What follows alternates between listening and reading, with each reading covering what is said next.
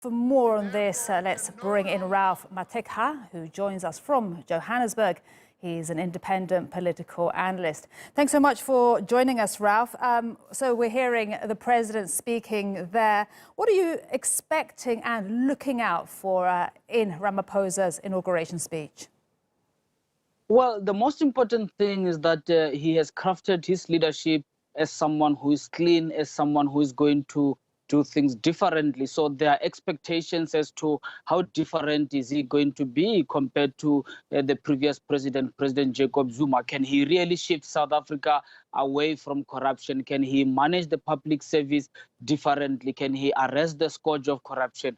Those are areas where I think South Africans are really pinning their hoping that he's different from what we have seen, and also that he has acknowledged himself that the past 9 years under President Jacob Zuma's administration were actually 9 wasted years. So we stand to see how different his approach is going to be. And indeed, that's what he mentioned in his acceptance speech, didn't he, last Wednesday, saying that his government would be about change. And Ralph, tell me, after the inauguration celebrations finish, after that, that's when the real work begins. What will be Ramaphosa's priorities?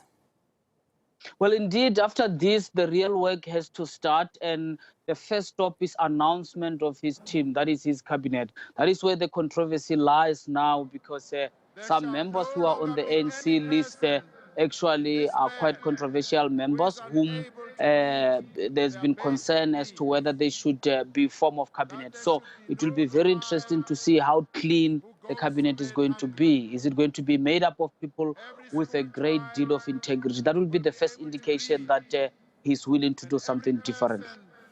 And tell us more about the bigger issues apart. There is unemployment, of course, land, property, the rights of land in South Africa. You know, what are those big issues that he has to address? I mean, quite interestingly, the land issue was very controversial going into this election, but it did not come out as a very strong issue.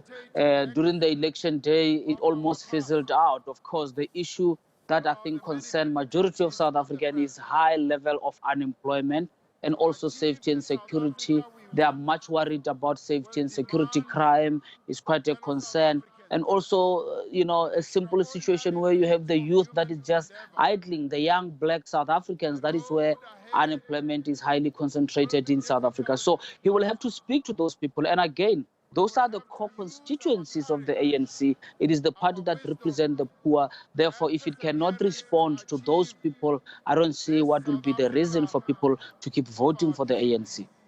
Interesting point you bring up there, Ralph. Thank you very much indeed for speaking to us on TRT World. Ralph Mathekga speaking to us from Johannesburg.